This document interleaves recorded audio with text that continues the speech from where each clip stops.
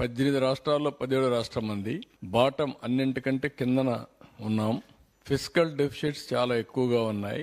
Development expenditure 10% కూడా capital expenditure లో పెట్టలేదు. ఇది సినారియో. దెన్ నెక్స్ట్ ఇక్కడ మీరు చూసినప్పుడు 18-19 క్యాపిటల్ ఎక్స్పెండిచర్ బాగా తగ్గిపోయింది.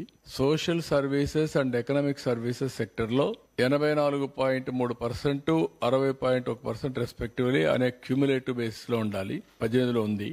అలాంటిది ఇక్కడికి వస్తే పూర్తిగా 84.3% తగ్గిపోయింది. This social service. Economic service లో 60.1% తగ్గిపోయింది. ఇక్కడికి వచ్చినప్పుడు ఇన్ ఫిగర్స్ లో చూస్తే సోషల్ సర్వీసెస్ 2,369 కోట్లు, ఇది 360 కోట్లు. ఎకనామిక్ సర్వీసెస్ 16,691, 6,684, మొత్తం 19,061 పెడితే 7,044. ఇది కూడా ఆ రోజు బడ్జెట్. 14-19 లో బడ్జెట్, 20-19-24 ఎక్కువ బారోయింగ్స్, ఆదాయం పెరగడం, బడ్జెట్ ఫిగర్స్ పెరగడం అన్ని వస్తుంది. దాంట్లో కూడా తగ్గి పెట్టారు. ఇక డెవలప్మెంట్ ఎక్స్పెండిచర్ అంటే social and economic services.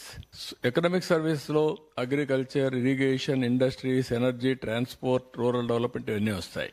Social service లో social security, welfare, education, health care ఇవన్నీ వస్తాయి. అంటే అందులో కూడా క్యాపిటల్ ఎక్స్పెండిచర్ పెడతాం. హెల్త్ లో హాస్పిటల్స్ కడతాం, ఎడ్యుకేషన్ లో స్కూల్ బిల్డింగ్స్ కడతాం, వెల్ఫేర్ లో వచ్చే కొందికి సోషల్ వెల్ఫేర్ హాస్టల్స్ కడతాం. ఇలాంటి వేరియస్ దాంట్లో కూడా ఎక్స్పెండిచర్ పెట్టలేదు. నేను ఎంతో పని గిరిజనులు పెట్టాను, ఎస్సీలకు పెట్టాను అని మాట్లాడే ప్రభుత్వం ఏ మాత్రం కూడా ఒక్క రూపాయి కూడా పెట్టకుండా వచ్చిన డబ్బుల్ని ఏం చేశారో దిక్కు తెలియకుండా ఖర్చు పెట్టి మొత్తం విధ్వంసం చేసే పరిస్థితికి వచ్చారు. ఆ విషయం నేను పదే చెప్పాను. ఇప్పుడు అదే విషయమే నీతి ఆయోగ్ కూడా కన్ఫర్మ్ చేశారు.